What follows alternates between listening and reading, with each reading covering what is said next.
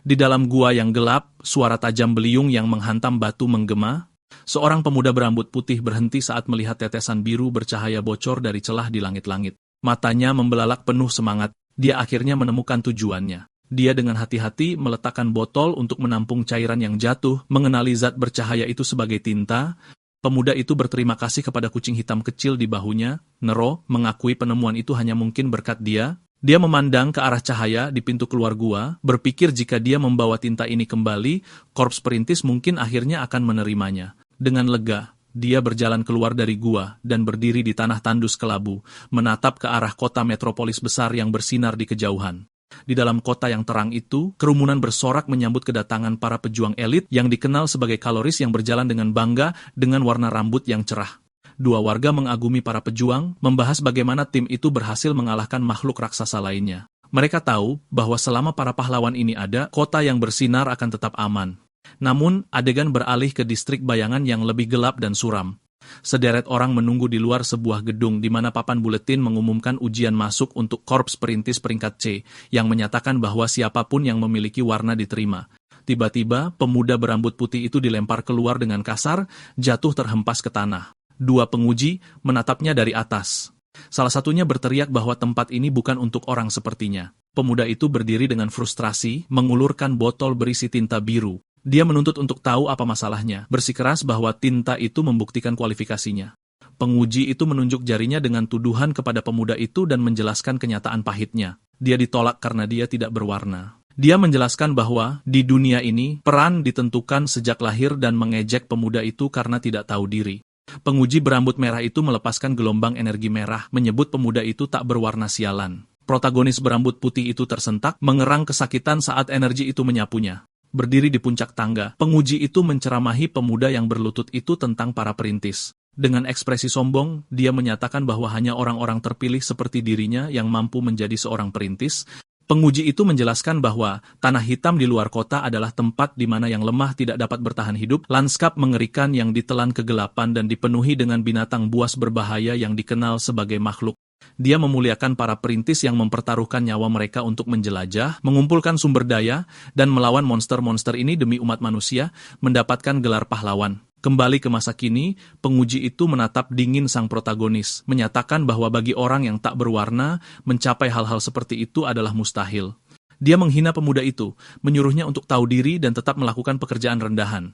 Dia memberikan ancaman terakhir, memperingatkan pemuda itu bahwa dia akan mati jika kembali lagi dan membanting pintu hingga tertutup. Sendirian, pria itu menunduk saat terdengar suara lembut dari dadanya. Nero, si kucing hitam, menjulurkan kepalanya keluar dari jaket pria itu. Pria itu mengelus kucing itu dengan lembut, berkata mereka bisa coba di tempat lain karena ia sudah terbiasa dengan penolakan seperti ini. Meskipun dipermalukan, ia memaksakan senyum penuh tekad dan berjanji pada Nero bahwa ia akan menjadi kaloris terhebat. Ia segera memasukkan kembali kucing itu ke dalam bajunya, khawatir ada yang melihatnya. Pria itu berjalan melewati jalanan industri, bingung harus kemana lagi. Saat berjalan dengan lesu, ia berharap menemukan tempat yang mau menerima mereka, tanpa sadar ia sedang diawasi dari atas oleh seorang pria berambut hijau. Kemudian pria itu berdiri di alun-alun yang ramai, memeriksa buku catatannya. Ia dengan kasar mencoret lokasi lain di buku yang penuh dengan nama yang dicoret, menyadari ia telah ditolak di mana-mana. Ia menghela napas, lelah dan merasa kalah. Dengan pasrah, ia mendekati sebuah bangunan bertanda bengkel mari, bergumam mau bagaimana lagi. Ia membuka pintu dan memanggil pemiliknya. Di dalam, seorang gadis berambut putih dan berkacamata pelindung menaikkan kacamatanya dan menyambutnya kembali dengan senyum ceria. Mari memperhatikan ekspresi muram pria itu dan menebak ia gagal ujian lagi. Saat Nero melompat ke atas meja, ia menyapa kucing itu dengan hangat. Ia mencoba menghibur pria itu, bersikeras bahwa para penguji tidak bisa melihat bakatnya. Namun, ia tetap berkecil hati, bertanya apa gunanya kekuatannya jika tidak ada yang mau menerima orang tak berwarna. Mari berpendapat bahwa keahliannya terbukti dengan fakta, ia berhasil membawa kembali sumber daya dari Black Lens yang berbahaya. Pria itu tetap rendah hati, mengklaim ia bisa bertahan hidup hanya karena bantuan Nero. Mengalihkan pembicaraan, ia meletakkan botol tinta biru di atas meja dan bertanya apakah Mari bisa membelinya. Mari sangat senang dan setuju untuk membayarnya dengan mahal. Ia menuangkan cairan biru itu ke sistem pipa, mengeluh bahwa harga tinta meroket karena kelangkaan. Pria itu berkomentar bahwa kelangkaan inilah yang membuat orang-orang mencari lebih banyak pionir. Pemandangan mesin menunjukkan mata pencaharian mereka bergantung pada cairan berwarna ini. Pria itu menghela napas, frustrasi karena tidak ada korps yang mau merekrutnya. Mari bertanya, apakah ia sudah memikirkan sarannya yang sebelumnya? Saat ia ragu-ragu, berkata tempat yang disebutkan Mari sepertinya agak. Mari tiba-tiba menggebrak meja dengan selembar kertas, berteriak bahwa ia harus mencoba segalanya. Pamflet itu adalah pemberitahuan rekrutmen untuk Korps Perintis Fajar peringkat S yang menyatakan tes masuk terbuka untuk semua dan murni berdasarkan kemampuan. Pria itu menatap kertas itu dengan kaget. Ia mengaku selalu ragu untuk mendaftar ke Korps peringkat S yang bergengsi karena ia mengira akan gagal. Dia bertanya-tanya apakah tempat seperti itu akan benar-benar mengakui keahliannya. Mari menyemangatinya untuk mengambil kesempatan itu, menegaskan kembali bahwa jika itu benar-benar berdasarkan keahlian, dia mungkin akhirnya mendapatkan pengakuan yang pantas dia dapatkan. Dia tersenyum, mengingatkannya bahwa dia sudah lama ingin menjadi seorang kaloris. Sebuah kilas balik menunjukkan sang protagonis yang masih muda dan kesepian di tengah hujan sambil memeluk Nero, mengungkapkan bahwa dia telah memegang mimpi ini sejak kecil.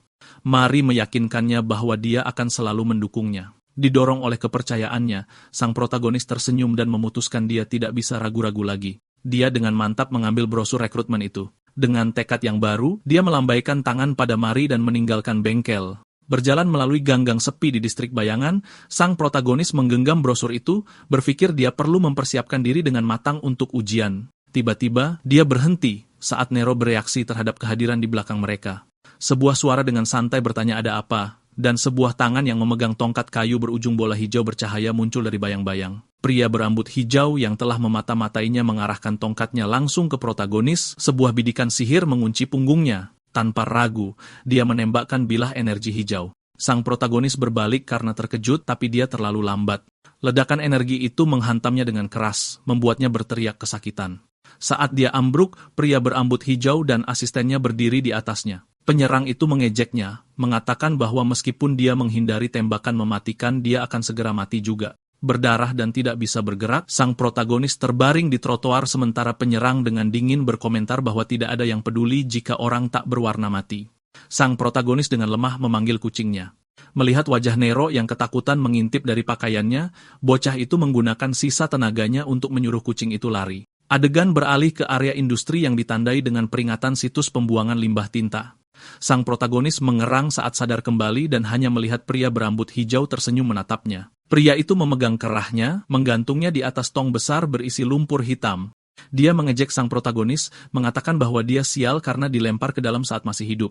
Penyerang itu menjelaskan bahwa lubang itu berisi limbah tinta, campuran mematikan yang melarutkan apapun yang disentuhnya, memastikan tidak ada mayat yang akan tersisa.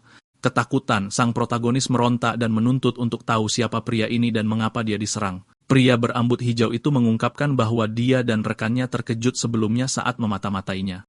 Sebuah kilas balik menunjukkan bahwa saat mengawasi, mereka tidak tertarik pada bocah itu, tetapi pada makhluk yang bersembunyi di jaketnya. Pria itu menjelaskan bahwa makhluk dengan kecerdasan untuk mengikuti manusia adalah penemuan yang luar biasa. Dia menyebut Nero sebagai kelangkaan sejati saat dia mengencangkan cengkeramannya di leher protagonis. Di belakangnya, asistennya mengangkat sebuah sangkar kecil. Di dalamnya, Nero duduk terperangkap dan menangis sementara sang protagonis menatap dengan ngeri, menyadari temannya telah ditangkap. Karena putus asa, sang protagonis mencengkeram kerah pria berambut hijau itu, berteriak padanya untuk melepaskan kucing itu. Penyerang itu tidak terkesan, mengejek kemarahan anak itu sebagai hal yang menyedihkan.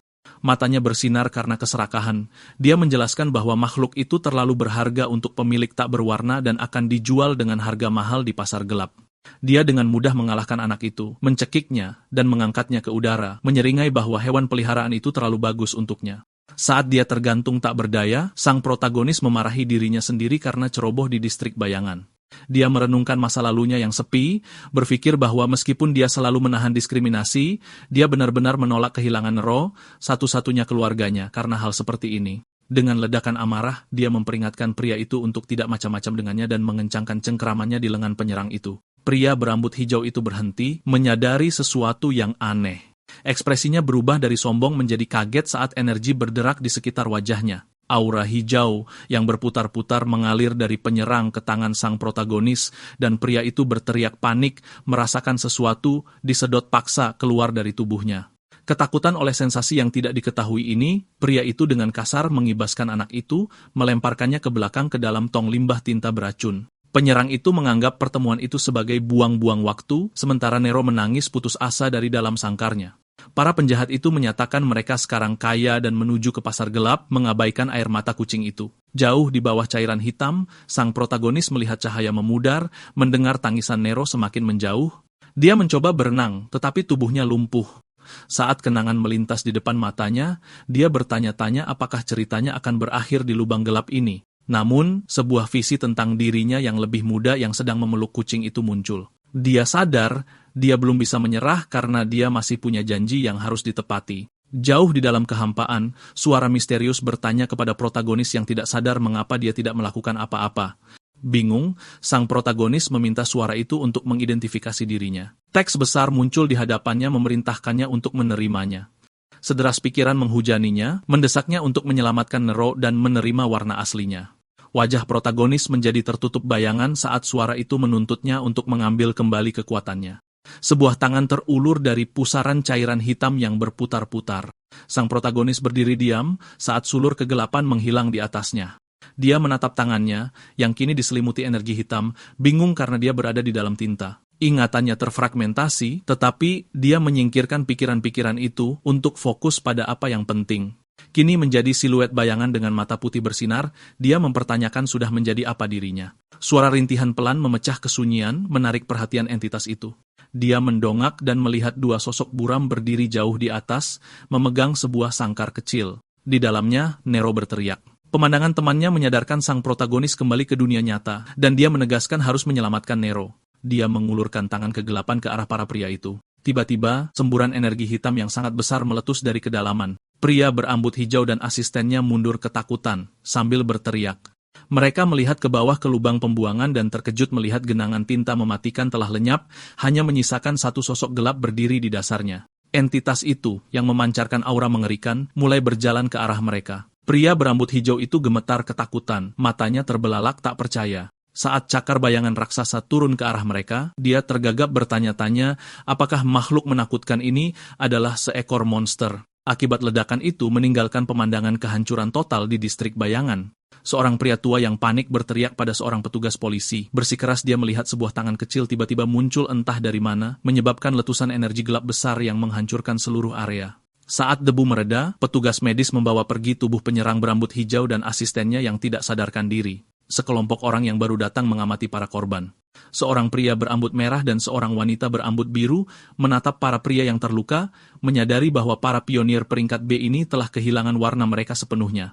Wanita berambut biru itu bingung, tidak dapat mengerti apa yang bisa menguras warna seseorang, tetapi rekannya menyarankan agar mereka fokus pada misi mereka. Pria berambut merah itu menyatakan bahwa mereka datang karena laporan tentang munculnya makhluk besar di dalam kota.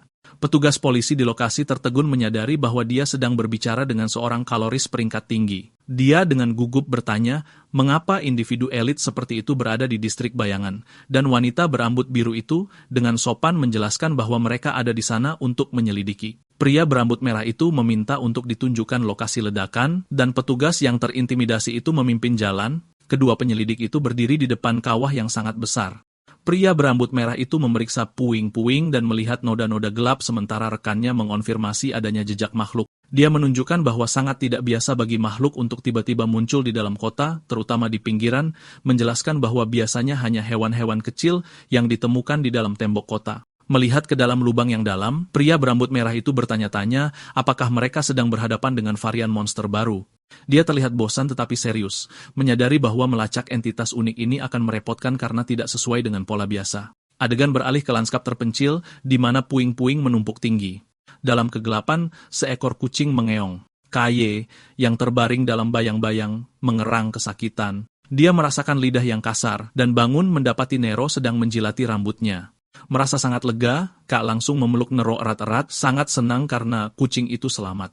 Namun, rasa sakit di tubuhnya menyerang, dan dia meringis. Kah duduk dengan bingung dan mencoba mengingat apa yang telah terjadi. Dia teringat bajingan-bajingan yang menyerangnya, dan melemparkannya ke dalam tong, teringat saat jatuh ke dalam cairan hitam beracun dan tenggelam.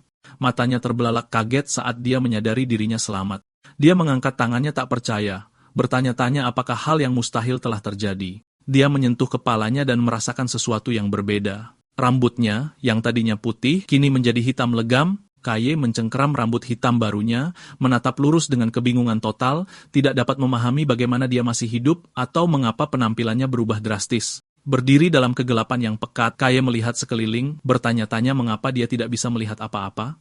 Dia memanggil temannya dengan putus asa, meminta Nero untuk membantu. Sebagai tanggapan, kucing hitam itu melompat ke udara dan berputar cepat, memancarkan cahaya putih menyilaukan yang menerangi area itu. Cahaya yang tiba-tiba itu menampakkan pemandangan yang mengerikan. Mereka berada di sebuah gua yang dalam, dikelilingi oleh gerombolan makhluk mengerikan yang gelap.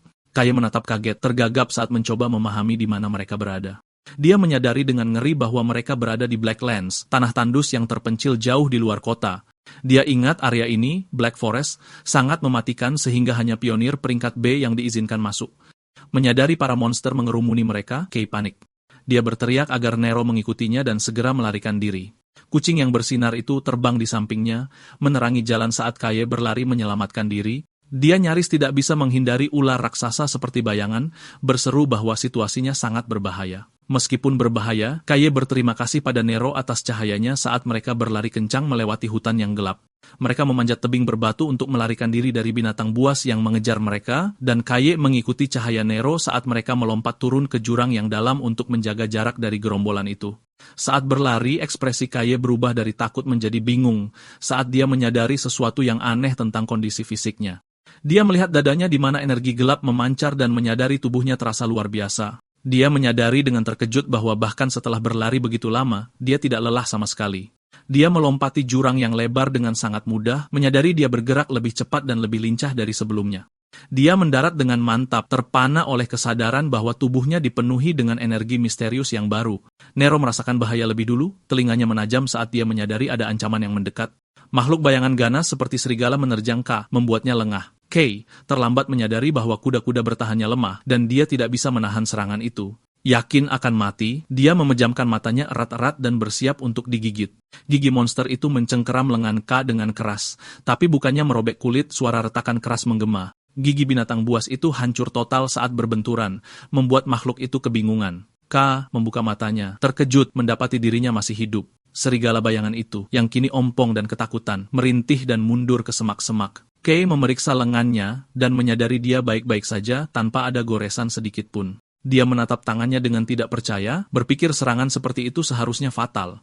Matanya terbelalak saat akhirnya dia mengerti bahwa daya tahan ini adalah kekuatan warna yang selama ini ia cari. Tiba-tiba, guncangan hebat mengguncang tanah, menarik perhatian Kaye dan Nero. Sebuah siluet besar mulai muncul dari kegelapan, menjulang di atas mereka. Seekor monster raksasa bermata satu memanjat tebing, bersinar dengan energi yang mengancam. Kaye menatap ke atas dengan ngeri, mengenali makhluk itu sebagai Cyclops. Saat monster itu mengangkat lengan besarnya untuk menghancurkannya, Kaye bertanya-tanya mengapa predator yang biasanya hidup jauh di dalam hutan hitam berada sejauh ini. Cyclops itu menghantamkan tinjunya ke tanah dengan kekuatan ledakan, membuat Nero memekik saat puing-puing beterbangan kemana-mana. Selamat dari benturan itu, duduk di tengah reruntuhan. Dia mengakui pukulannya berat, tapi senyum percaya diri tersungging di wajahnya saat dia sadar bahwa dia punya kesempatan untuk menang. Kenangan masa lalunya, menjadi anak yang kesepian, menghadapi penolakan, dan dipukuli melintas di benaknya. Dia mengakui bahwa dia akhirnya mendapatkan kekuatan yang selalu didambakannya, dan memutuskan segalanya akan berbeda sekarang. Energi berderak di sekitar lengannya saat dia mengepalkan tinjunya, memutuskan bahwa dia tidak perlu lari lagi. Kaye tetap di tempatnya, mengepalkan tinjunya saat dia memutuskan sudah cukup dengan lari. Kenangan akan perjuangan masa lalunya membanjiri benaknya. Dia fokus pada sensasi kuat yang aneh yang muncul dari dalam, dan tiba-tiba tubuhnya dilalap bayangan. Dia berubah menjadi makhluk energi gelap murni dengan mata putih yang bersinar. Cyclops itu mengaum dengan marah dan mengulurkan tangan raksasanya untuk menghancurkan sosok kecil itu. Namun, Kaye melesat dari tanah dengan kekuatan ledakan. Terbang di udara, dia bersiap untuk menyerang. Dia melancarkan pukulan dahsyat yang benar-benar menghancurkan monster raksasa itu berkeping-keping. Kekuatan pukulan itu menciptakan gelombang kejut besar yang menerjang lanskap, membuka jalan menembus pepohonan.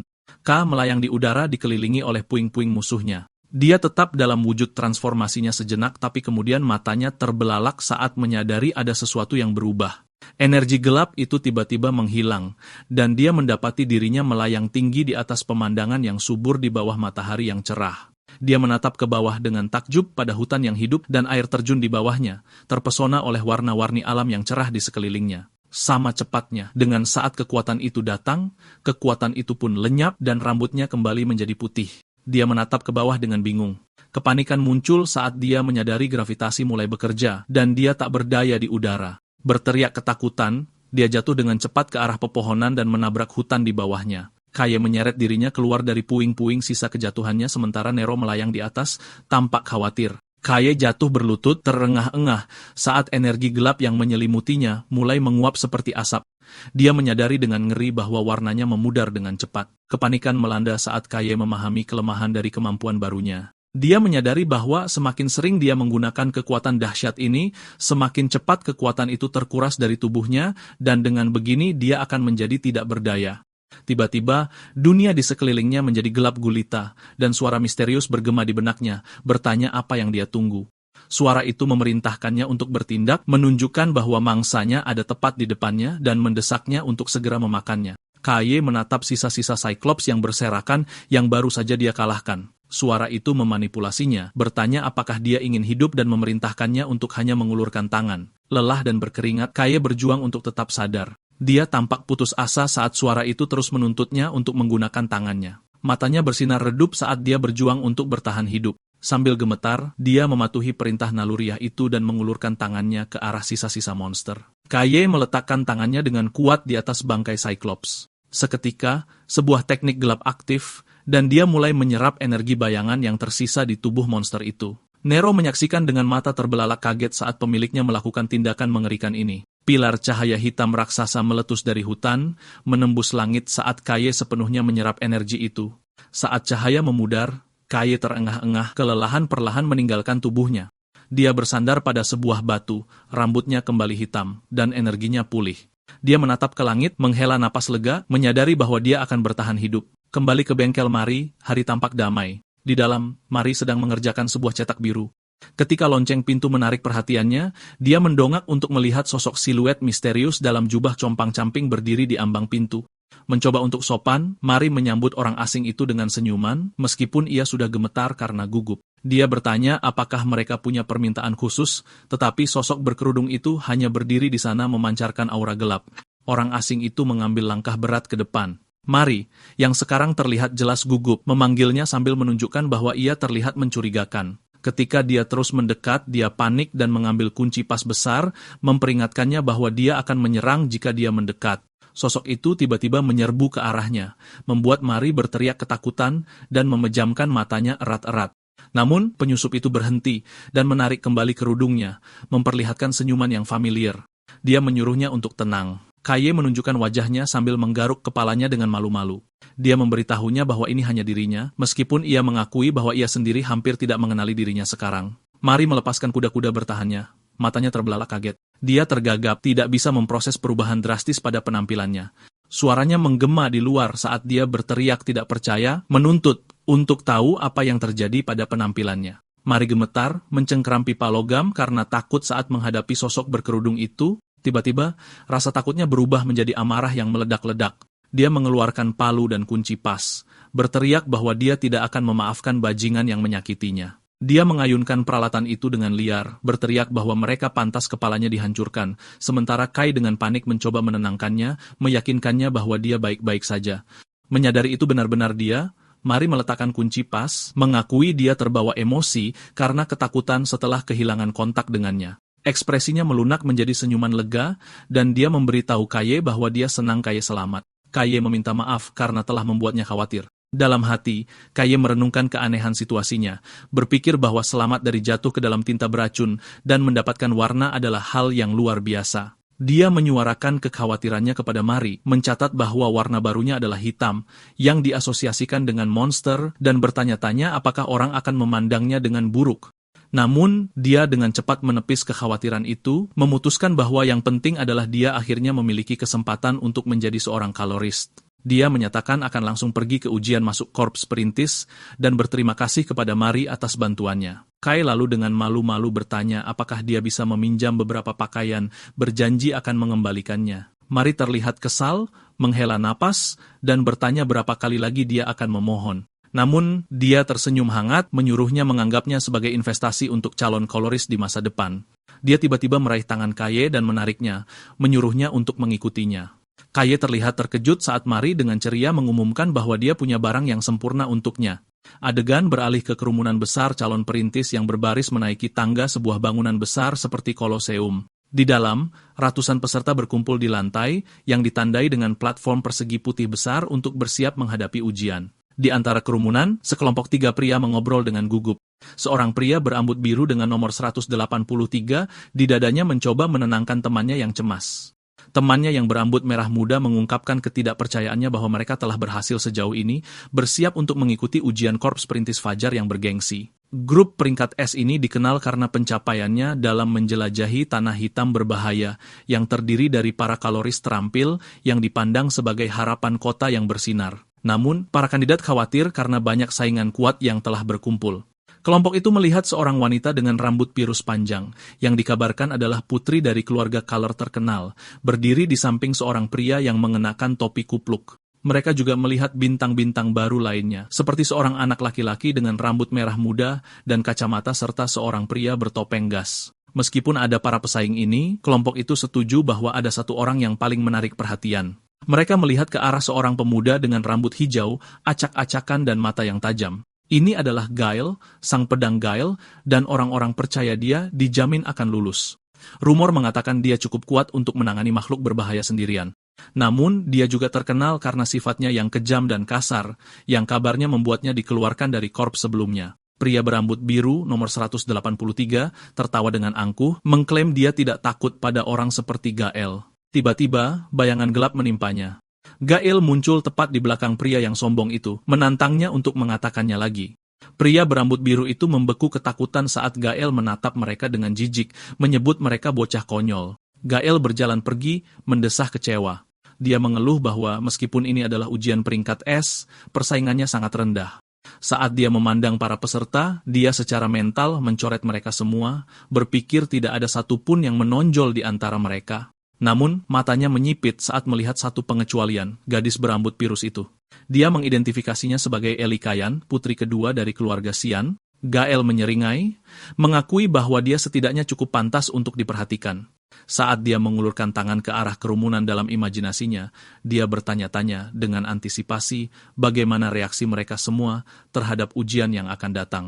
Sebuah pengeras suara mekanis berbunyi, meminta perhatian para kandidat. Gael dan Eli menoleh ke arah panggung saat suara itu menyatakan bahwa ujian masuk Korps Perintis Fajar secara resmi dimulai. Seorang pria dengan rambut pirang cerah dan mata kuning berdiri di podium, mengumumkan bahwa ujian dimulai sekarang. Kerumunan itu terkesiap menyadari bahwa pengujinya adalah seorang kaloris terkenal dari Korps Perintis Fajar. Para kandidat berbisik dengan penuh semangat mengenalinya sebagai pahlawan yang memberikan kontribusi besar pada perburuan makhluk baru-baru ini. Mereka menyadari bahwa jika seorang koloris elit seperti dia telah muncul, korps pasti serius dengan rekrutmen ini. Para kandidat merasakan aura luar biasa yang terpancar darinya, menyadari bahwa anggota korps peringkat S berada di level yang berbeda. Sang penguji menatap ke arah kerumunan dan menyambut mereka. Dia berterima kasih kepada semua yang telah mendaftar, mengakui bahwa mereka semua memiliki tujuan masing-masing, entah itu uang, kekuasaan, kehormatan, atau tugas. Namun, dia menyatakan dengan dingin bahwa semua alasan itu tidak ada yang penting. Matanya bersinar, sang penguji menjelaskan bahwa pada akhirnya, hanya keahlian yang memungkinkan seseorang mencapai apapun. Dia menyatakan bahwa mereka mencari kandidat yang sangat kuat, yang mampu menjelajahi tanah hitam untuk merebut kembali wilayah manusia. Dia menyuruh mereka untuk melihat sekeliling, menyatakan bahwa orang-orang biasa-biasa saja tidak dibutuhkan, dan mereka akan segera memulai. Dia menunjuk ke panggung persegi di tanah, mengumumkan tes pertama adalah sebuah turnamen. Dia menjelaskan bahwa kemampuan bertarung adalah keahlian terpenting bagi seorang perintis karena dunia di luar kota adalah tempat yang kejam, di mana hanya yang terkuat yang bertahan hidup. Dia mengepalkan tangannya dan memerintahkan para kandidat untuk membuktikan kemampuan mereka. Dia menjelaskan bahwa mereka yang lolos babak pertama akan ditentukan oleh hasil turnamen dan menginstruksikan mereka untuk naik ke atas panggung saat nomor mereka dipanggil. Sang penguji memanggil nomor 126 dan nomor 286. Gael, nomor 126, melangkah maju dengan ekspresi serius. Kerumunan berbisik menyebut Gael sebagai petarung kelas berat dan merasa kasihan pada siapapun yang harus melawannya begitu awal. Namun, Gael menyeringai jahat, berpikir dia beruntung bisa bersenang-senang sejak awal karena dia sudah mati kebosanan. Matanya menyipit dengan kegembiraan buas saat dia bertanya-tanya bagaimana cara mempermainkan lawannya. Gael memperhatikan seseorang mendekati panggung, bertanya-tanya ada apa dengan pria menyeramkan yang berjalan ke arahnya. Berdiri di seberang Gael adalah sosok yang sepenuhnya tersembunyi dalam jubah kompang-camping yang mengenakan nomor 286.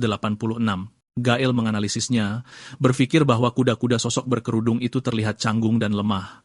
Gael menggenggam gagang senjatanya, memutuskan bahwa bicara tidak penting lagi. Dia menghunus pedangnya dengan suara tajam, menyatakan bahwa dia lelah berdiam diri. Melepaskan kekuatannya, dia mengayunkan pedangnya menciptakan goresan besar energi angin hijau, memutuskan untuk tidak menahan diri. Para penonton menyaksikan dengan kagum mengenali teknik khas itu sebagai pedang Gael. Saat pedang hijau bercahaya muncul di udara di sekelilingnya, kerumunan memujinya sebagai seorang jenius karena mampu menguasai ilmu pedang tingkat lanjut di usianya. Gael menatap tajam lawannya, menantang sosok berkerudung itu untuk mencoba menahan serangannya. Dengan ledakan kecepatan, Gael menghentakkan tanah untuk mengumpulkan momentum, mengancam akan mencabik-cabik lawannya jika dia gagal membela diri. Dia menyerbu ke depan dengan kekuatan luar biasa, mengelilingi dirinya dengan pusaran energi. Sosok berkerudung itu berdiri diam dan sunyi, tak bergerak menghadapi serangan yang mendekat. Saat Gael turun dari udara, mengayunkan pedangnya ke bawah dengan teriakan, sosok berkerudung itu hanya melangkah masuk dan melancarkan pukulan hook kiri yang dahsyat ke wajah Gael. Dampaknya begitu kuat sehingga Gael terlempar ke belakang melintasi arena. Para kandidat arogan yang tadi berteriak ketakutan melihat pemandangan yang luar biasa itu. Gael menabrak dinding arena dengan keras, menciptakan retakan besar seperti jaring laba-laba. Dia merosot ke depan, pingsan, dan kalah dalam satu pukulan, membuat penonton bertanya-tanya bagaimana hal seperti itu bisa terjadi. Sosok berkerudung itu, yang sekarang terungkap sebagai Kaye, mengusap pergelangan tangannya dan melihat ke bawah, mengakui bahwa gerakan tiba-tiba itu bahkan mengejutkan dirinya sendiri. Kerudungnya telah jatuh ke belakang, memperlihatkan rambut hitamnya yang berantakan. Dia merenungkan percepatan dan kekacauan yang tiba-tiba pada saat itu. Tiba-tiba, seorang penonton menunjuk Kaye dengan jari gemetar, berteriak tak percaya. Dia tidak menunjuk pada kemenangannya, tetapi pada warna energi Kaye, hitam. Penguji berambut pirang itu memperhatikan dengan ekspresi serius, mencatat dalam hati bahwa hitam adalah warna yang sama yang dimiliki oleh para makhluk. Bahkan Elysian terlihat terpana, bertanya-tanya apakah mungkin bagi seorang manusia memiliki warna itu. Kaye berdiri sendirian di tengah arena, tidak menyadari betapa seriusnya situasi ini. Yang lain bertanya-tanya apakah kekuatan untuk mengalahkan si pedang Gael dalam satu pukulan berasal dari energi hitam misterius ini. Kaye melihat sekeliling dengan gugup ke arah kerumunan yang terkejut, bingung dengan reaksi mereka, dan dengan polos bertanya-tanya apakah dia telah membuat kesalahan. Turnamen berlanjut dengan pertarungan-pertarungan yang sengit. Di satu pertandingan, seorang kandidat yang ketakutan meluncurkan batu-batu tajam, tetapi Kaye menerjang maju, dengan mudah menghindarinya. Dia langsung memperpendek jarak dan melancarkan pukulan kuat, membuat pengguna sihir itu terpental. Sang penyiar mengumumkannya sebagai pemenang. Rentetan kemenangan Kaye berlanjut saat dia mendominasi, membanting lawan lain dengan keras dan menjatuhkan yang ketiga. Jauh di atas, penguji berambut pirang itu mengamati dengan penuh minat, menyatakan bahwa Kaye adalah kandidat yang paling menonjol. Dia dengan antusias mencatat bahwa Kaye adalah pemegang warna hitam pertama dan bersikeras mereka harus merekrutnya segera sebelum rumor menyebar. Tiba-tiba, langkah kaki berat mendekat dan sebuah suara dengan santai berkomentar bahwa hari ini sepertinya hari yang berat. Penguji berambut pirang itu menoleh kaget melihat pria berambut merah dan wanita berambut biru dari lokasi ledakan. Penguji itu bertanya mengapa pemimpin tim Red ada di sini, tetapi pria itu melambaikan tangannya, mengklaim mereka hanya kebetulan lewat. Mereka secara singkat membahas investigasi insiden makhluk besar itu. Pemimpin merah itu menghela napas, mengakui belum ada kemajuan. Dia kemudian bertanya apakah ada kandidat yang layak. Penguji itu menyebutkan nona muda dari keluarga Tian dan seorang kandidat yang sangat unik. Tiba-tiba, mata pemimpin merah itu terbelalak saat merasakan sesuatu. Dia melihat ke dalam arena dan melihat Kaye, langsung menyadari energi hitamnya. Saat penguji memuji Kaye, pemimpin merah itu menatap anak laki-laki itu dalam diam. Wanita berambut biru itu berbisik kepada pemimpinnya, bertanya apakah anak itu terhubung dengan penyelidikan mereka. Pemimpin merah itu memastikan kemungkinan besar itu dia. Dalam hati, pemimpin merah itu menyimpulkan bahwa munculnya warna baru tepat setelah insiden di distrik Bayangan adalah kebetulan yang terlalu besar untuk diabaikan. Untuk saat ini, dia memutuskan untuk mengawasi Kaye dengan saksama. Tanpa sadar sedang diamati, Kai menatap tinjunya yang terkepal, mengepulkan energi gelap. Dia sangat senang dengan kekuatannya yang luar biasa, menyadari bahwa menjadi seorang pionir akhirnya mungkin terjadi. Namun, dia teringat dampak fisik dari transformasi itu dan memperingatkan dirinya sendiri untuk berhati-hati. Dia tahu jika dia terlalu banyak menggunakan kekuatan ini dan kehilangan warnanya di tengah pertarungan, dia akan tidak berdaya.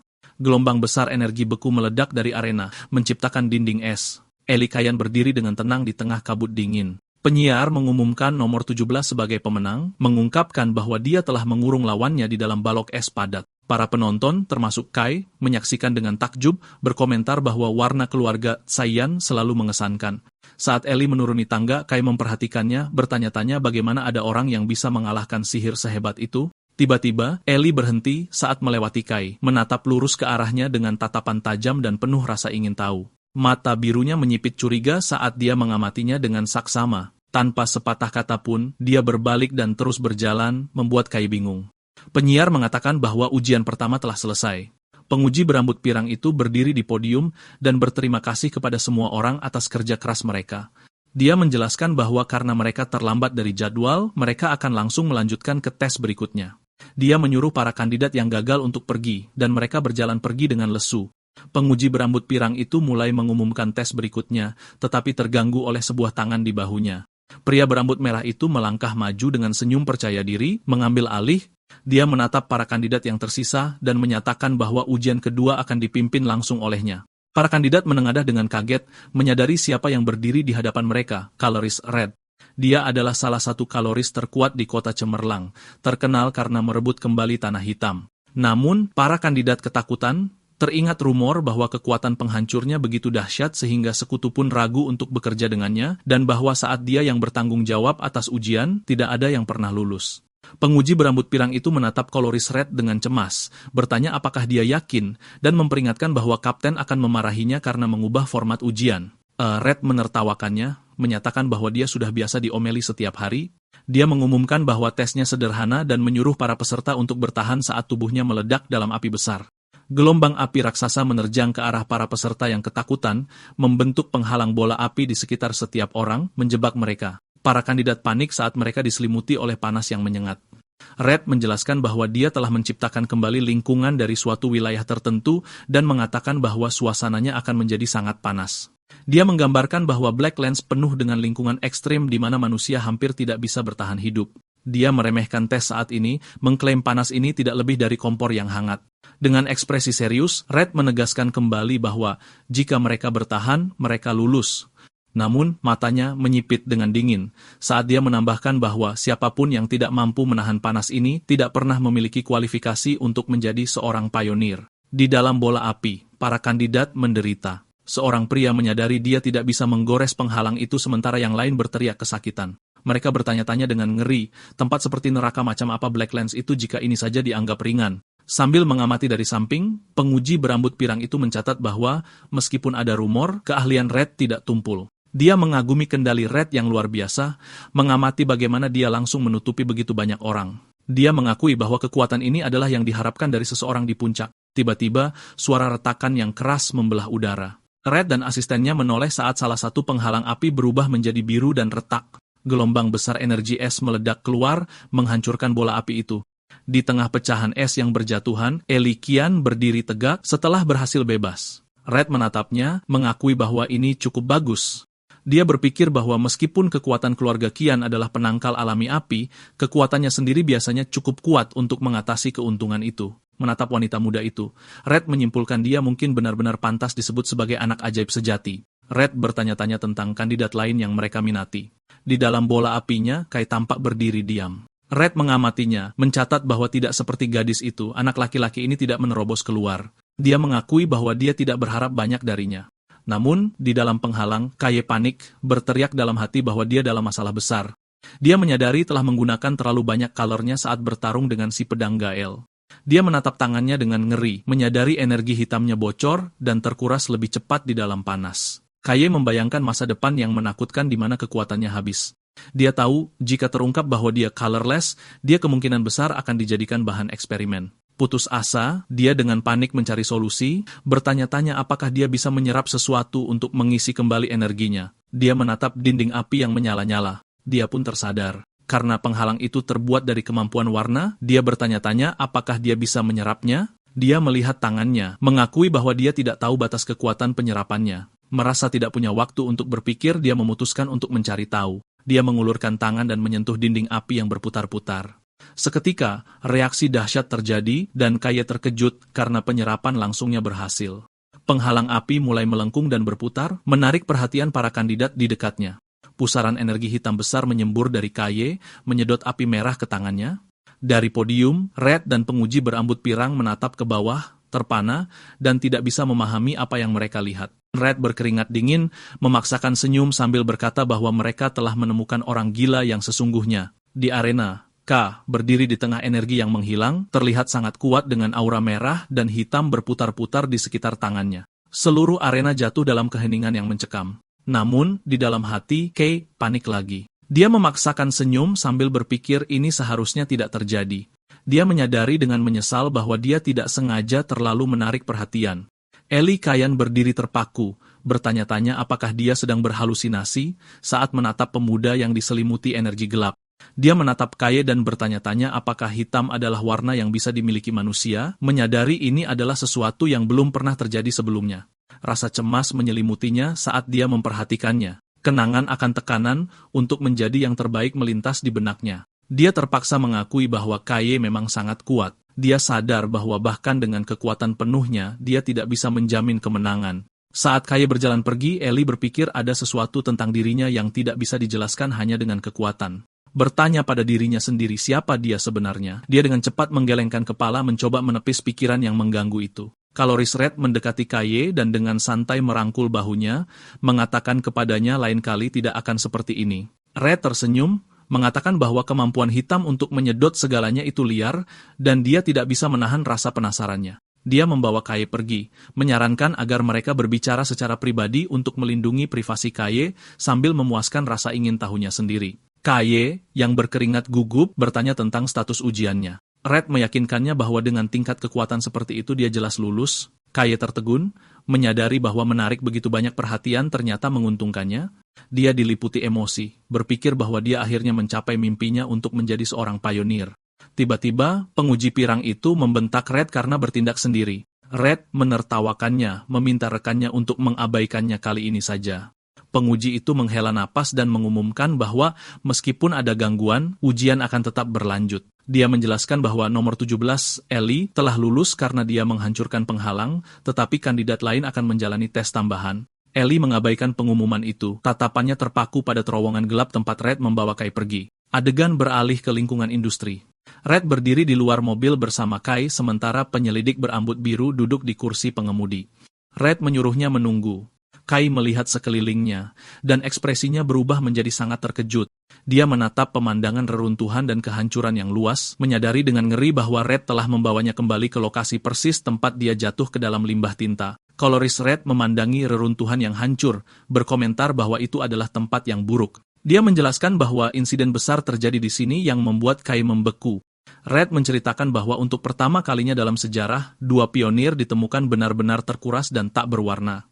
Dia menambahkan bahwa saksi mata melihat makhluk besar di lokasi itu. Red berbalik tajam ke arah Kay, menunjukkan waktu yang mencurigakan. Dia mencatat bahwa tak lama setelah makhluk itu muncul, Kay muncul sebagai orang pertama yang memiliki warna hitam, menyebutnya sebuah kebetulan. Matanya bersinar. Red menganalisis kekuatan Kay, menggambarkannya sebagai kemampuan yang menyerap warna lain.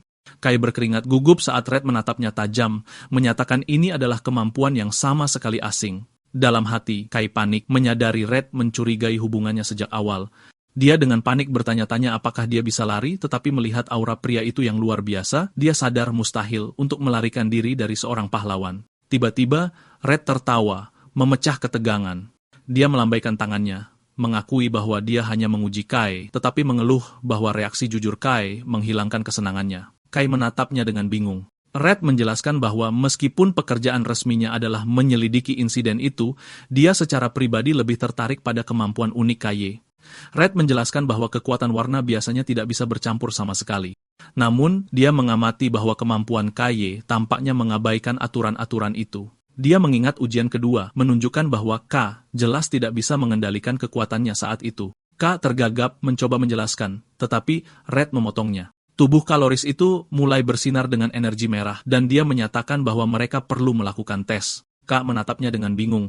Red mengulurkan tangannya, menjelaskan bahwa ia perlu memahami cara kerja kemampuan itu. Dia tersenyum percaya diri, menantang Kaye untuk mencoba menyerap energinya sekarang. Kaye panik dan mencoba menolak, memperingatkan Red bahwa itu terlalu berbahaya. Red hanya tertawa, memberitahu si anak baru bahwa masih terlalu dini baginya untuk mengkhawatirkan seseorang selevelnya. Kaye terdiam, terlihat tegang dan gugup saat Red memerintahkannya untuk berhenti bicara dan coba saja. Hitam melambangkan tanah hitam, kekuatan tak menyenangkan yang melahap segalanya.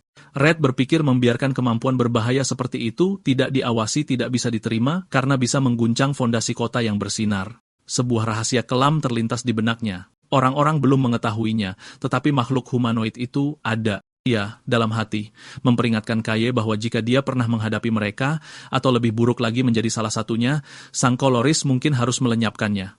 Kaye menghela napas, merasakan tekanan mengerikan yang terpancar dari Red. Meskipun diintimidasi, Kaye setuju untuk tes itu.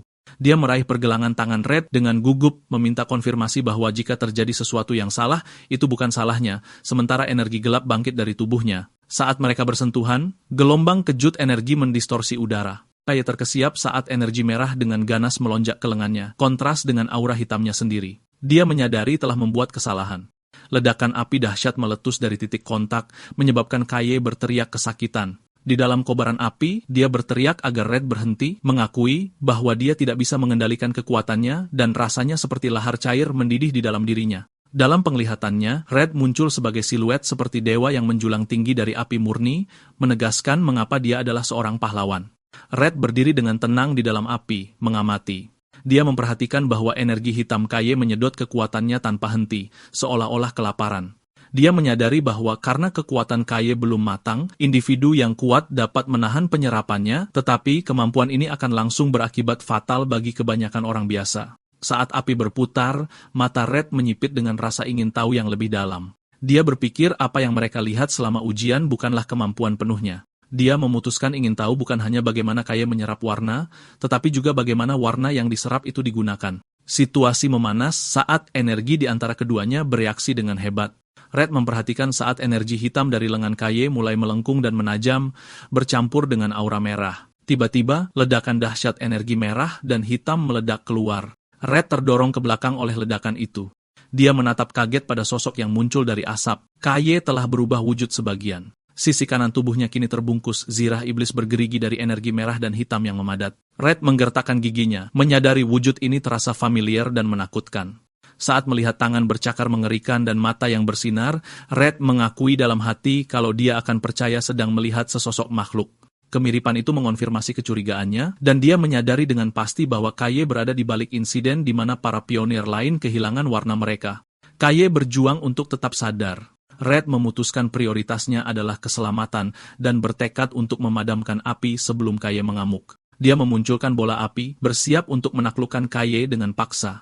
Namun Kaye mengeluarkan geraman rendah yang membuat Red berhenti sejenak karena anak itu sepertinya sedang melawan sesuatu yang lain. Adegan beralih ke sudut pandang internal Kaye, sebuah kehampaan hitam pekat yang dipenuhi teks merah yang menuntut. Suara-suara dari kekuatan itu berteriak padanya, menuntut warna yang kuat, dan mendesaknya untuk membawa lebih banyak. Kaye terkesiap di dunia nyata, tertekan oleh suara-suara yang mengganggu ini. Suara-suara itu terus menggodanya, memberitahunya bahwa menahan diri itu sia-sia, dan mendesaknya untuk mengambilnya. Kaye berteriak dalam benaknya pada suara-suara itu untuk diam dan tenang. Dengan tekad yang kuat, mata Kaye yang terlihat bersinar merah. Dia menolak godaan itu, memerintahkan kekuatan itu untuk diam, dan tetap tertindas saat dia memaksakan kehendaknya atas energi yang kacau itu. Gelombang kejut meledak keluar saat dia secara paksa memadatkan kembali energi itu.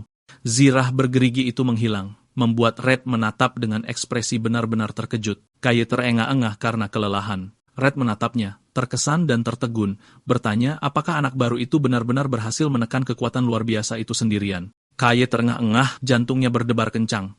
Dia berpikir gila sekali dia bisa selamat dan dengan panik bertanya-tanya mengapa dia mengamuk.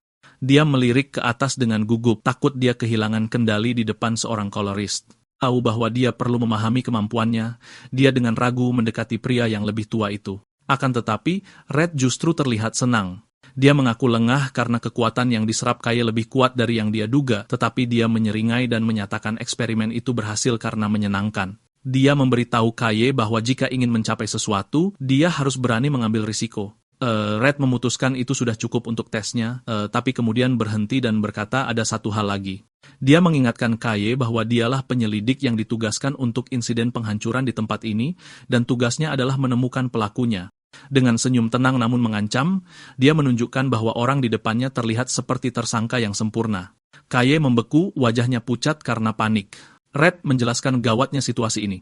Dia teringat bagaimana para saksi melihat makhluk bayangan raksasa, memperingatkan Kaye bahwa lebih banyak orang yang tertarik pada kasus ini daripada yang dia kira.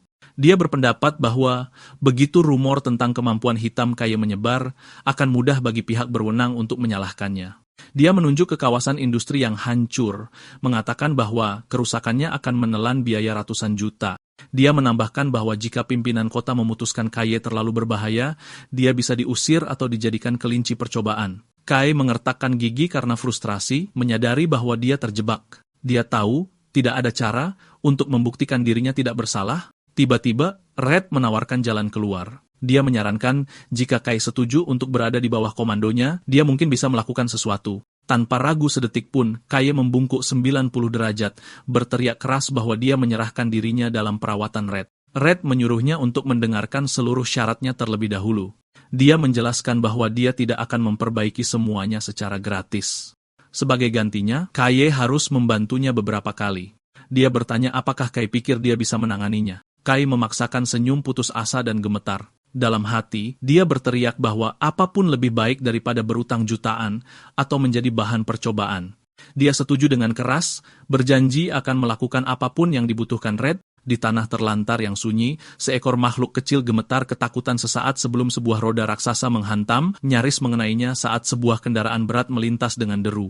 Sebuah truk pengangkut lapis baja besar melaju melewati medan terjal berkabut di Blacklands. Di dalam, Kaye melihat keluar jendela sambil berpikir, ini adalah pertama kalinya dia bepergian sejauh ini dan bertanya-tanya apakah ini langkah nyata pertamanya sebagai seorang pionir. Tiba-tiba, pikirannya diganggu oleh Gael, seorang pria berambut hijau yang menatapnya tajam, memanggilnya si rambut hitam.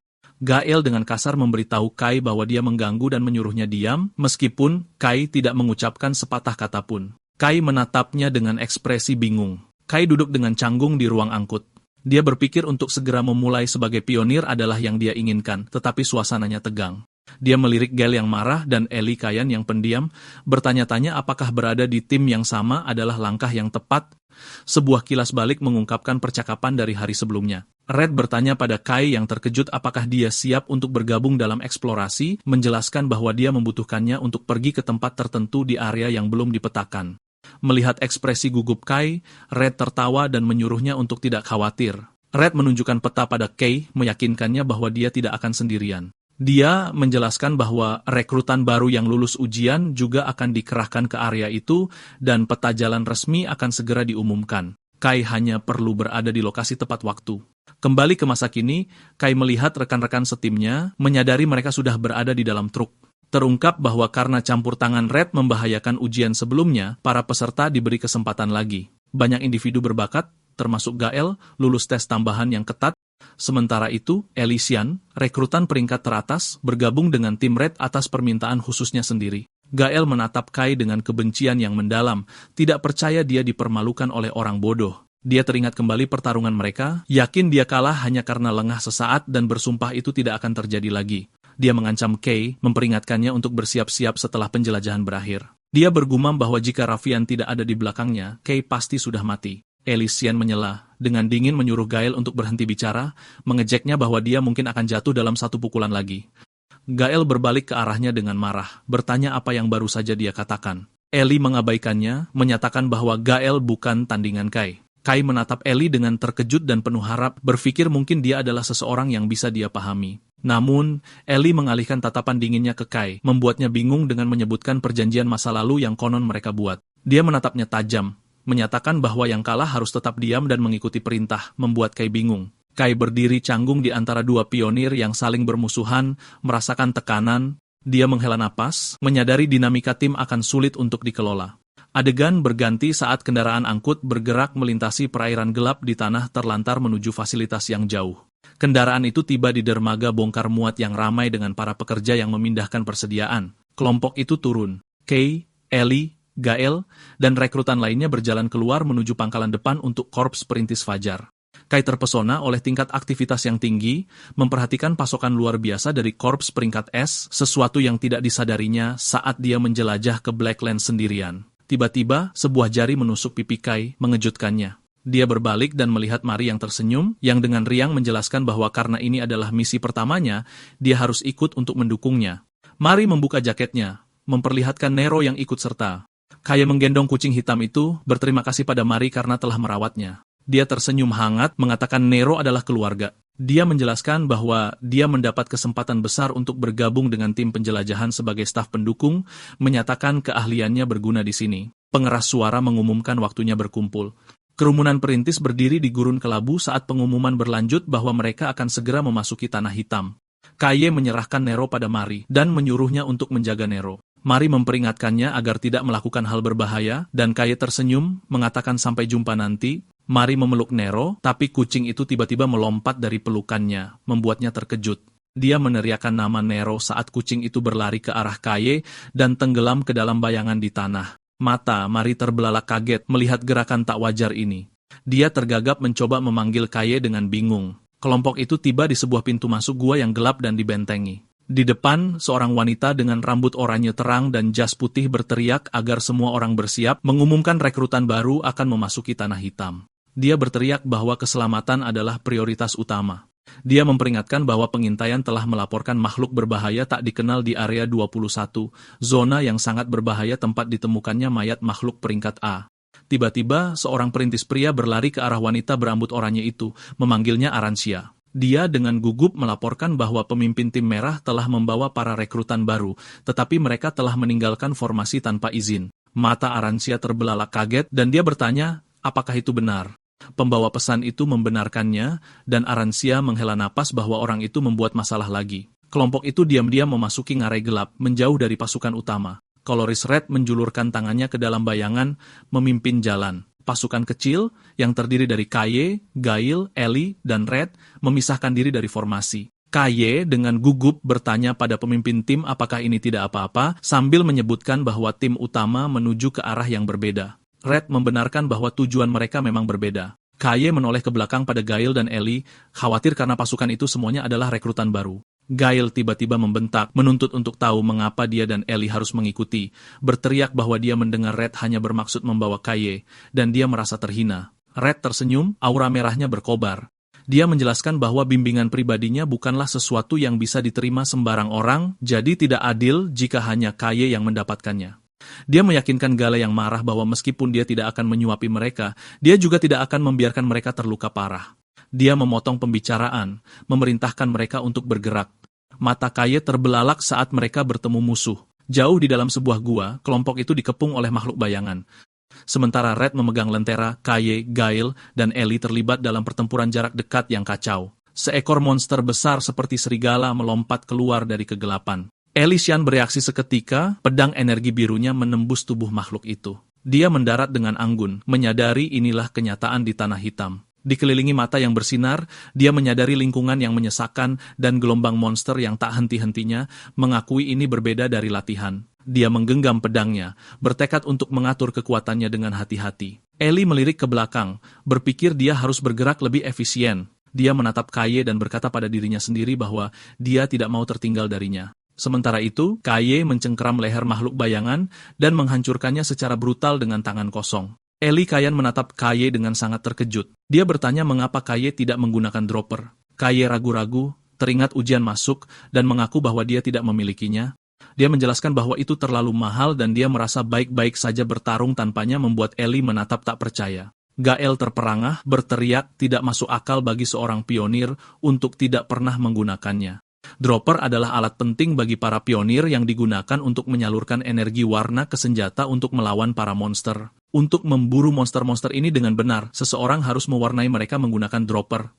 Kelompok itu menatap Kay, yang berdiri di atas musuh yang dikalahkan, dan mereka bertanya-tanya bagaimana dia berhasil mengalahkan mereka dengan tangan kosong tanpa alat penting itu. Tangan Gael gemetar saat dia menggenggam senjatanya sendiri, menyadari perbedaan kemampuan mereka.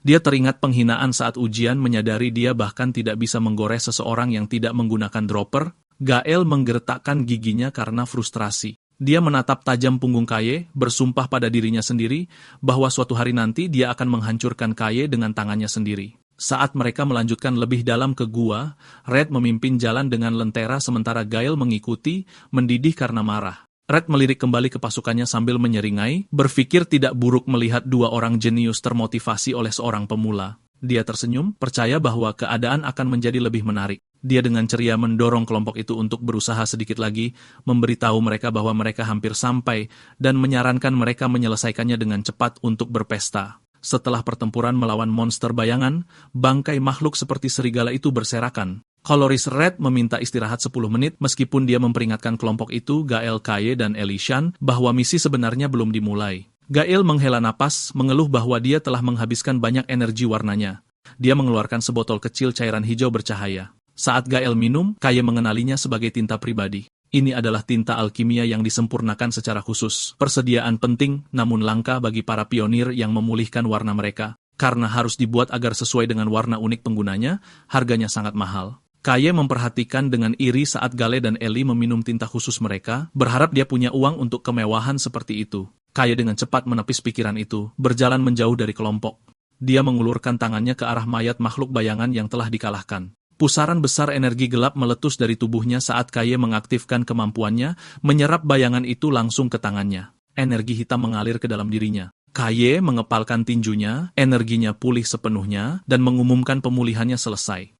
Dia berbalik ke arah rekan satu timnya yang menatap dengan ngeri dan tidak percaya.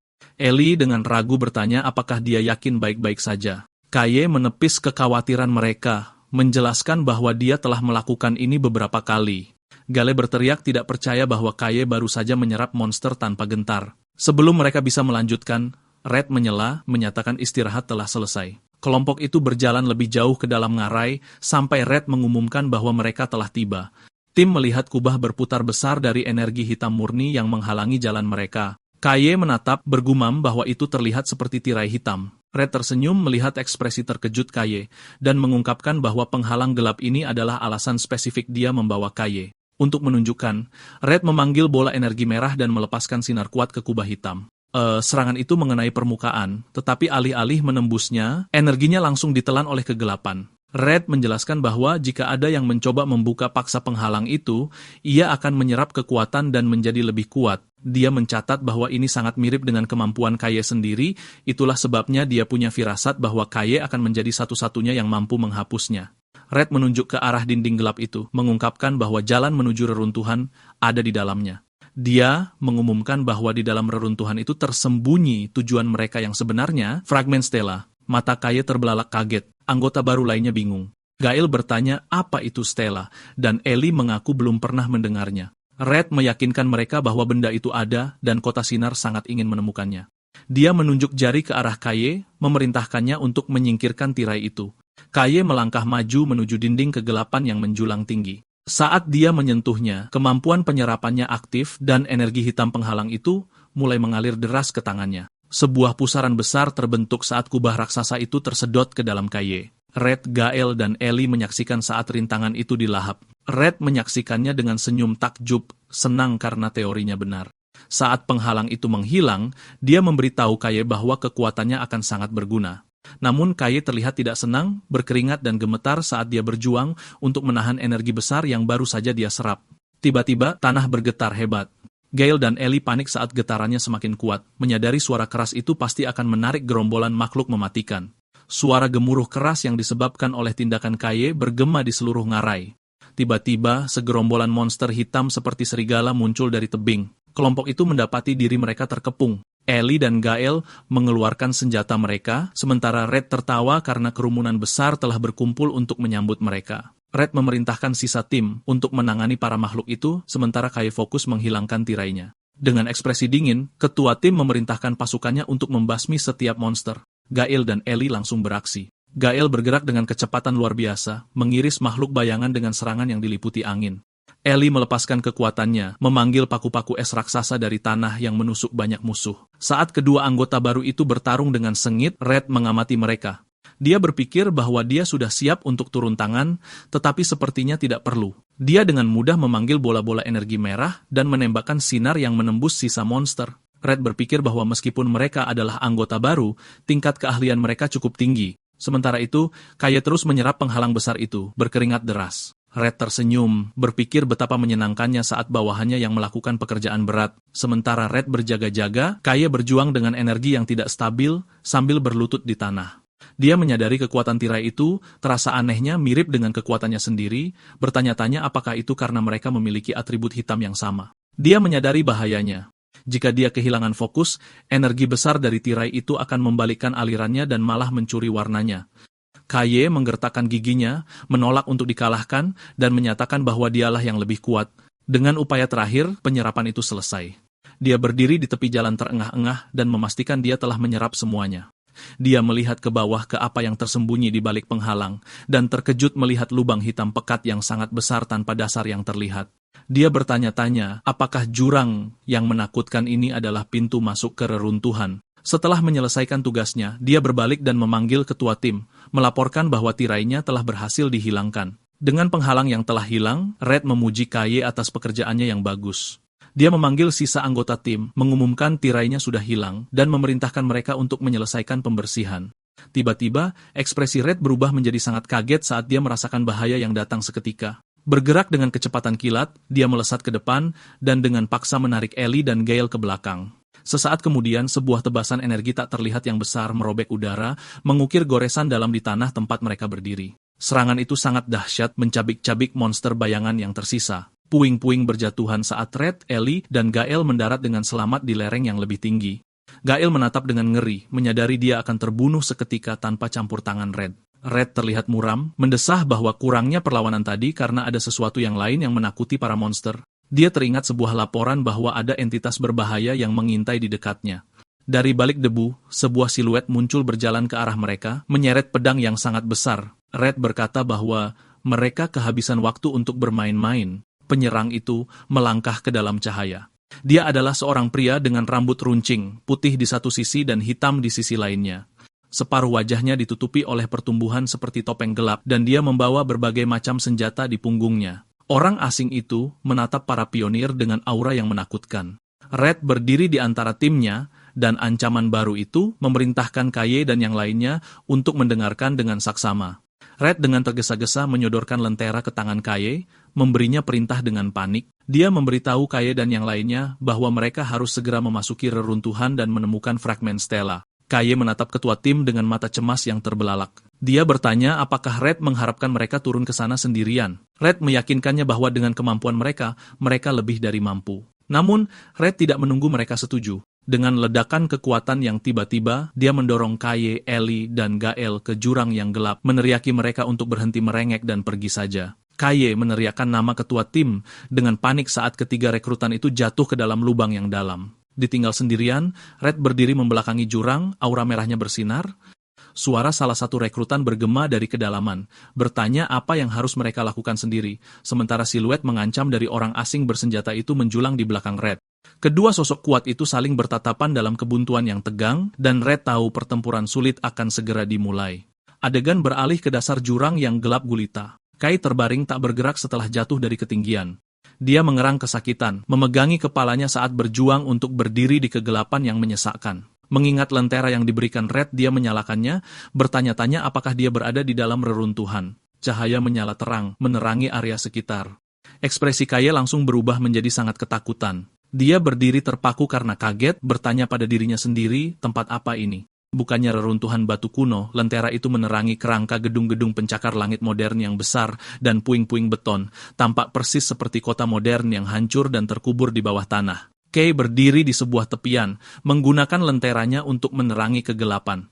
Dia terdiam melihat pemandangan struktur kota hancur yang masif terkubur di bawah tanah. Dia takjub bahwa tempat seperti itu bisa ada, tetapi mengeluh tidak bisa melihat dengan jelas. Tiba-tiba, sebuah suara menyuruhnya berhenti mengeluh dan menuju ke arah cahaya. Kay lega melihat rekan satu timnya, Gale dan Ellie, mengakui bahwa dia sangat takut terpisah. Gail menyalahkan Kai karena membuat mereka tersesat, tapi Ellie dengan tajam membalas bahwa Gail juga sama-sama tersesat. Melihat kota hancur yang luas, Gale bertanya-tanya tempat apa ini. Dia menjadi cemas, menunjukkan betapa absurdnya mencoba menemukan fragmen stela di reruntuhan tak berujung ini, padahal mereka bahkan tidak tahu seperti apa bentuknya. Kai setuju, mengakui bahwa mencari secara membabi buta akan memakan waktu selamanya. Dalam benaknya, Kai berharap rekannya, Nero, ada di sana. Seolah menjawab, sesosok tubuh bercahaya muncul, dan dia terkejut melihat kucing hitam kecil, Nero, di kakinya. Kai panik, bertanya-tanya bagaimana kucing itu mengikuti mereka. Ellie memperhatikan hewan itu dan bertanya apakah itu sejenis makhluk. Kai berkeringat dingin berpikir dia dalam masalah sekarang karena hewan peliharaan rahasianya telah ketahuan. Namun, dia dengan cepat menenangkan diri, menyadari ini mungkin kesempatan bagus untuk membuktikan kegunaan kucing itu. Dia memanggil Gale dan Ellie. Sambil menggendong Nero, Kai tersenyum percaya diri dan mengumumkan bahwa dia punya cara untuk menemukan fragmen stela dengan mudah. Kelompok itu berkumpul saat Kai menjelaskan bahwa makhluk kecil yang dipeliharanya akan menuntun mereka ke tujuan. Gail berteriak marah, menolak untuk mempercayainya. Namun, saat Gail berdebat, Ellie sama sekali mengabaikannya, terpikat oleh kelucuan kucing itu. Kai memutuskan untuk menunjukkan kemampuan Nero. Kucing hitam itu mengeong dari dada Ellie, lalu melompat dari pelukannya, mengejutkannya. Di udara, kucing itu berubah menjadi pusaran energi yang berputar. Cahaya menyilaukan meledak, menerangi reruntuhan gelap dan membuat kelompok itu terkejut. Bola cahaya melesat ke depan, menciptakan jalan yang terang, dan ketiga perintis mengikutinya. Saat mereka berjalan, Gale mengungkapkan rasa tidak percayanya, mempertanyakan bagaimana seekor makhluk bisa memiliki kecerdasan dan kemampuan khusus seperti itu. Dia menuntut untuk tahu di mana Kai menemukannya. Kai mengabaikannya dan menafsirkan gerakan kucing yang bersinar itu, memberitahu kelompoknya bahwa Nero mengatakan fragmen stela ada di sana.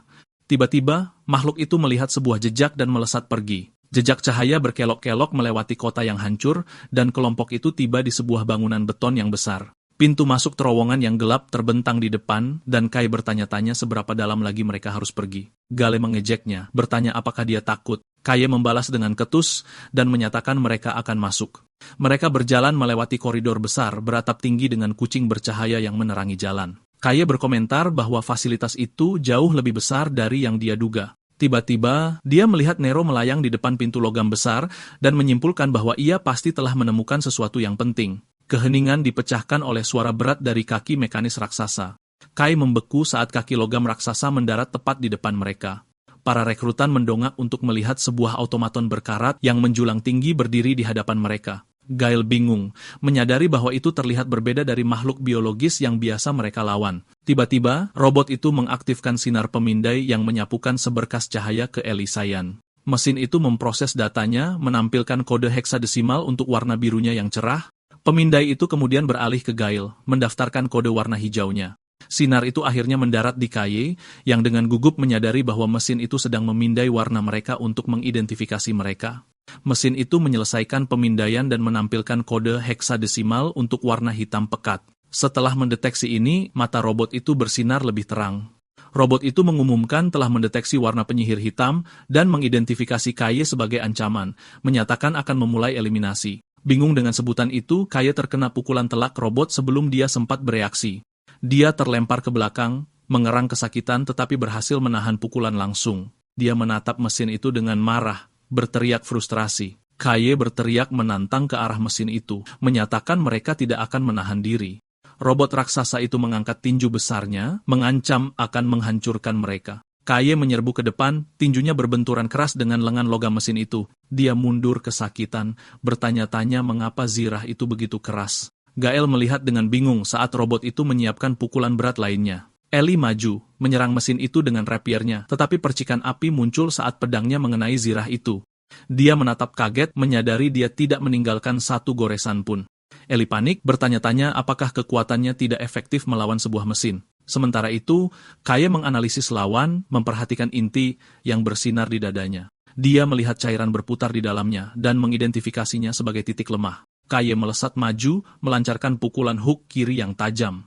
Tiba-tiba, robot itu bereaksi dengan kecepatan tak terduga, mengayunkan lengannya seperti gada. Kaye nyaris tidak berhasil menghindari pukulan berat itu. Dia mundur, frustrasi karena serangan normalnya tidak berpengaruh. Sebuah kesadaran muncul di benaknya. Dia ingat saat tubuhnya dilapisi energi hitam, dan memutuskan untuk menggunakan kekuatan itu. Mengetahui transformasi penuh menghabiskan terlalu banyak warna, dia berkompromi dengan memusatkan seluruh energinya hanya pada kepalan tangan kanannya, melapisinya dengan lapisan aura hitam yang pekat. Dengan persiapannya yang selesai, Kaye melompat ke udara dan mengayunkan tinjunya yang diperkuat dengan sekuat tenaga. Pukulan itu mendarat dengan sempurna, menembus lurus dada robot dan menghancurkan intinya. Kekuatan pukulan itu benar-benar menghancurkan bagian atas tubuh mesin itu. Kepala robot itu terlepas, dan cahaya di matanya meredup. Kaye berdiri di tengah reruntuhan, menghela napas lega saat Gail dan Ellie menonton dalam diam.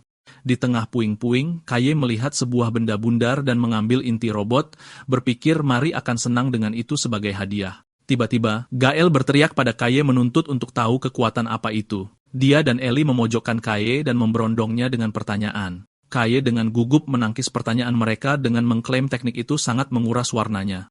Saat dia berbicara, pintu logam besar di belakang mereka mulai terbuka, memperlihatkan kehampaan yang gelap gulita.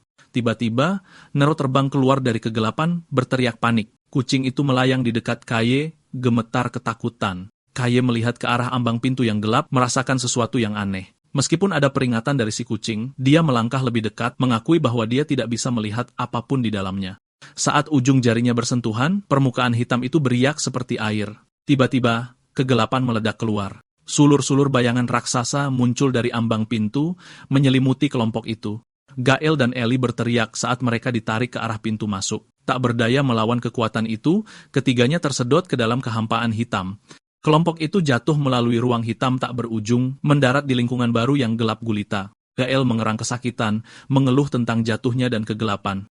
Dia mengangkat tangannya untuk memeriksa dirinya sendiri, lalu berhenti, menyadari sesuatu yang aneh. Dia menatap dadanya dan meraih jaketnya dengan sangat terkejut, menyadari warnanya, warna hijau yang mendefinisikan kekuatannya, telah benar-benar lenyap, meninggalkannya dalam warna hitam dan putih. Kaye dan Ellie berdiri di sampingnya, sama-sama ngeri. Seluruh dunia di sekitar mereka, termasuk tubuh mereka, telah kehilangan semua saturasi warna. Mereka berdiri dalam realitas monokrom ini, bingung dan ketakutan, bertanya-tanya apa yang telah terjadi pada mereka. Jauh dari reruntuhan bawah tanah, seekor kalajengking kecil berlari melintasi tanah terlantar dengan kota yang bersinar terang di latar belakang. Di suatu tempat di kota itu berdirilah kantor pemerintahan timur. Di dalam, seorang pejabat besar yang dikenal sebagai kepala berteriak marah menuntut untuk tahu apakah dia telah ditemukan. Seorang bawahan yang gugup melaporkan bahwa individu tersebut sedang dalam misi eksplorasi dengan Coloris Red, menambahkan bahwa anak itu secara khusus meminta mereka untuk tidak ikut campur. Sang kepala sangat marah, berteriak tentang hitam. Dia tidak percaya Red akan membawa seseorang dengan warna berbahaya seperti itu ke lapangan. Dia mengomel bahwa meskipun Red adalah seorang pahlawan, ini sudah keterlaluan. Kepala menjelaskan bahwa kemunculan makhluk baru-baru ini telah membuat Dewan Penguasa gempar, ketakutan bahwa gelombang hitam yang membawa bencana telah dimulai.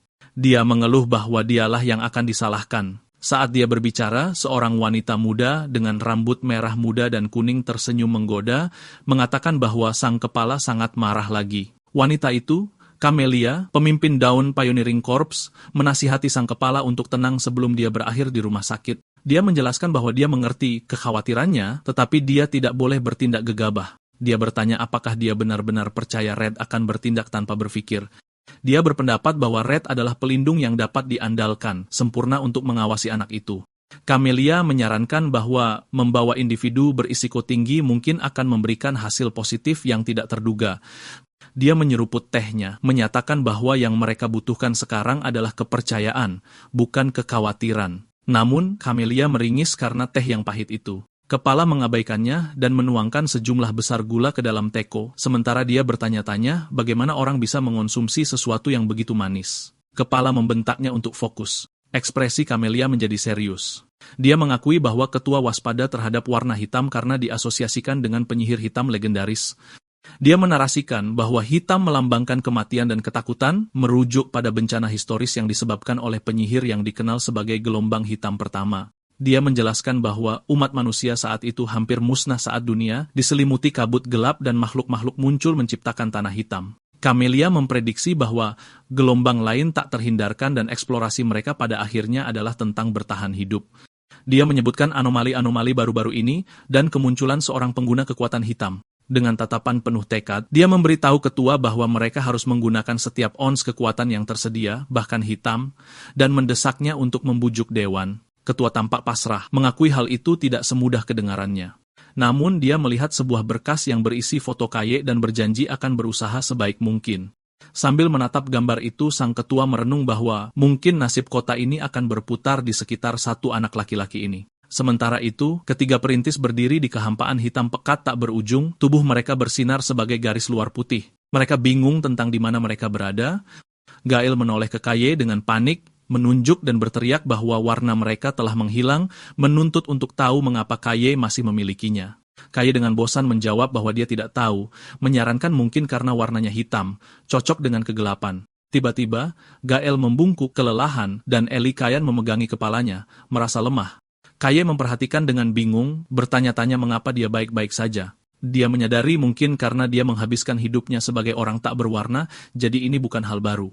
Gael menyebutkan sensasi aneh di dalam tubuhnya. Dia menyipitkan mata dan melihat cahaya redup berpendar berdenyut di dalam dirinya seperti inti. Tiba-tiba, suara bisikan menyeramkan menghujani mereka. Mereka melihat sekeliling dengan waspada. Ketakutan, Gael berteriak ke dalam kegelapan menuntut siapapun yang berbisik untuk menunjukkan diri. Kaye mendengarkan, bertanya-tanya apakah itu suara yang sama yang biasanya berbicara dengannya, tetapi menyadari itu adalah sesuatu yang berbeda. Saat itu juga, siluet hantu gelap seorang wanita berambut panjang muncul dari bayang-bayang. Kaye merasakan kehadiran itu dan berbalik dengan tajam. Gael dan Eli membeku karena kaget, tergagap ketakutan, tidak dapat mengidentifikasi apakah wujud hantu itu adalah makhluk. Mereka ketakutan karena itu muncul seketika tanpa peringatan. Sosok bayangan misterius itu mengangkat tangan dan menunjuk jari ke dada Kaye. Kaye membeku, matanya terbelalak saat menyadari dia sedang dipilih. Pikirannya ditarik dengan keras ke dalam visi kacau dari pusaran energi yang melahap sebuah kota. Adegan beralih ke mimpi buruk berwarna merah darah yang menakutkan tentang dunia dalam reruntuhan yang dikuasai oleh binatang buas raksasa. Sebuah mata raksasa terbuka di langit di atas gerombolan makhluk bayangan, sementara monster menakutkan bermata banyak menatap tajam dari kerumunan. Penglihatan itu beralih ke wajah wanita misterius, berambut panjang, yang menatapnya dengan satu mata bercahaya. Kaye mendapati dirinya berdiri di hadapan energi biru yang sangat besar, tidak yakin apakah yang dilihatnya adalah kenangan atau kenyataan. Kebingungannya semakin dalam, dan dia mempertanyakan identitasnya sendiri. Jauh di alam bawah sadarnya, sebuah suara dari cahaya terang menyatakan bahwa dia membutuhkan sebuah nama. Sosok tersenyum yang kabur dari masa lalunya memberinya nama Kai, mendorongnya untuk menemukan cahaya dan warnanya sendiri. Penglihatan itu berakhir tiba-tiba, dan Kai tersadar kembali ke masa kini dengan napas terengah-engah. Dia tampak ketakutan, berkeringat saat guncangan dari ingatan itu menghantamnya. Dia terhuyung-huyung di dalam kehampaan, memegangi kepalanya dan terengah-engah, mengutuk mengapa adegan tidak menyenangkan seperti itu memaksa masuk ke dalam pikirannya. Kai memegangi kepalanya, mencoba memproses penglihatan yang kacau itu. Dia dengan panik mencoba berpegang pada ingatan yang memudar, mengatakan pada dirinya sendiri bahwa pasti ada jawabannya. Tiba-tiba nama Rumiel muncul dari benaknya. Dia bingung, bertanya-tanya siapa itu. Pikirannya terganggu oleh Gael yang telah kehilangan ketenangannya. Pendekar pedang itu berteriak ke dalam kegelapan, menantang musuh tak kasat mata dan mengayunkan pedangnya dengan liar, berhalusinasi sedang bertarung. Kai berbalik dan melihat Gael mengayunkan senjatanya sangat dekat dengan Eli Kayan yang meringkuk ketakutan. Gael berteriak, benar-benar terlepas dari kenyataan. Eli gemetar, memohonnya untuk berhenti. Mengabaikan permohonannya, Gael melanjutkan amukannya, berteriak agar semua orang mati. Matanya menghitam dan berdarah, menunjukkan bahwa kehampaan telah membuatnya gila. Sementara itu, Eli Kayan terjebak dalam mimpi buruknya sendiri. Air mata cairan hitam mengalir di wajahnya saat dia memegangi kepalanya, meminta maaf kepada saudara perempuannya, menghidupkan kembali kenangan traumatis. Kaye memperhatikan dengan cemas, menyadari kondisi rekan satu timnya memburuk. Dia mengerti bahwa makhluk dan ruang ini merusak mereka, dan memutuskan mereka harus segera melarikan diri. Tiba-tiba, suaraku yang familiar bergema. Ka mendongak melihat sesosok bentuk putih bercahaya terbang ke arahnya. Dia tersenyum lega, menyadari Nero aman. Dia menyapa kucing itu, bertanya apakah dia baik-baik saja. Nero terbang dengan panik, menunjuk ke kejauhan. Ka mengerti Nero memberitahunya ada sesuatu di sana. Kucing itu terbang, meninggalkan jejak cahaya. Kaye memutuskan untuk mengikuti jalan itu. Namun, Kaye berhenti dan menoleh ke belakang pada rekan-rekan timnya. Gael masih mengayunkan pedangnya dengan ganas ke arah Eli yang trauma. Kaye sadar dia tidak bisa begitu saja meninggalkan mereka. Dia menoleh ke Nero dan bertanya, apakah kucing itu bisa menggunakan kemampuannya untuk membantu. Gelombang besar cahaya pemurnian meletus dari kucing itu, menyelimuti Gael dan Ellie. Di dalam cahaya itu, kerusakan kegelapan mulai menguap. Ellie dan Gael berhenti berteriak saat pengaruh hitam itu menghilang. Kaye memperhatikan dengan puas, menyadari cahaya itu bekerja. Dengan rekan-rekan timnya yang terlindungi, Kaye menyuruh mereka untuk tetap di sana. Dia berbalik, bertekad untuk menjelajahi jalan di depan sendirian. Kaye berjalan melewati kehampaan yang gelap, gulita mengikuti jejak cahaya Nero. Dia menjadi frustrasi, mengeluh karena masih tidak ada yang terlihat. Saat dia menoleh, suara bisikan yang meresahkan kembali terdengar. Sebuah suara misterius bergema, memberitahunya bahwa tidak ada warna yang bisa menyentuhmu. Kaye terlihat kesal, berpikir bahwa mendengar teka-teki terus-menerus sangat menjengkelkan. Tiba-tiba, cahaya terang seperti bintang bersinar di kejauhan. Ekspresi Kaye berubah menjadi gembira, dan dia mulai berlari ke arah cahaya itu. Saat dia semakin dekat, wajahnya bersinar karena takjub. Dia berdiri di depan sebuah struktur besar bercahaya berbentuk bintang 4 di atas monolit batu, menyadari bahwa dia telah menemukan tujuannya. Kaye mengidentifikasi objek itu sebagai fragmen stela yang memancarkan cahaya suci yang kuat. Dia memperhatikan bahwa cahaya dan bentuknya berbeda dari yang pernah dilihatnya, bertanya-tanya apakah setiap fragmen itu unik. Memutuskan untuk tidak membuang waktu, dia memanjat gundukan berbatu untuk mengambil benda itu dan melarikan diri dari dimensi yang tidak menyenangkan ini. Dia mengulurkan tangannya ke arah inti yang bercahaya. Cahaya itu berputar dengan kencang. Tiba-tiba, gelombang energi besar mengalir dari fragmen itu ke tangannya saat kemampuan penyerapannya terpicu secara otomatis. Kaye terkejut, tubuhnya bersinar dengan energi yang diserap. Dia panik, bertanya-tanya mengapa kemampuannya aktif dengan sendirinya lagi. Dia berharap karena itu hanya sesaat, itu tidak akan menjadi masalah.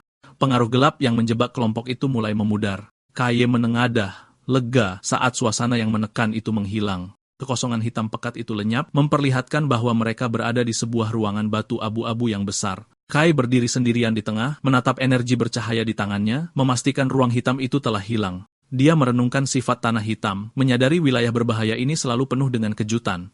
Gale dan Ellie kayan sadar kembali dan menatap Kai dengan tidak percaya. Kai bertanya apakah mereka baik-baik saja, tapi Gale menunjuknya dengan jari menuduh, sementara Ellie bertanya dengan kaget bagaimana dia bisa tetap baik-baik saja. Kai menjawab dia tidak tahu. Dia mengalihkan perhatian mereka ke benda bercahaya di tangannya, mengumumkan bahwa mereka telah menemukan target mereka. Mereka mengidentifikasi benda yang berputar dengan cahaya pelangi itu sebagai fragmen stela. Tim itu berkumpul untuk memeriksanya. Gail skeptis bahwa benda sekecil itu adalah yang dibicarakan oleh ketua tim Red. Ellie takjub bahwa sesuatu yang begitu kecil bisa membawa begitu banyak warna. Di samping mereka, Nero melayang, menatap tajam ke bola yang bersinar itu. Kai memastikan tidak ada efek negatif pada tubuhnya. Namun, Nero melayang mendekat, matanya terpaku pada energi yang berkilauan itu. Tiba-tiba, kucing itu membuka mulutnya lebar-lebar, membayangi artefak itu. Sebelum ada yang sempat bereaksi, Nero menelan utuh fragmen stela itu. Wajah Kai berubah menjadi ngeri dan kaget luar biasa. Gail dan Ellie sama-sama ketakutan, berteriak panik pada kucing itu, menuntut untuk tahu apa yang dia lakukan.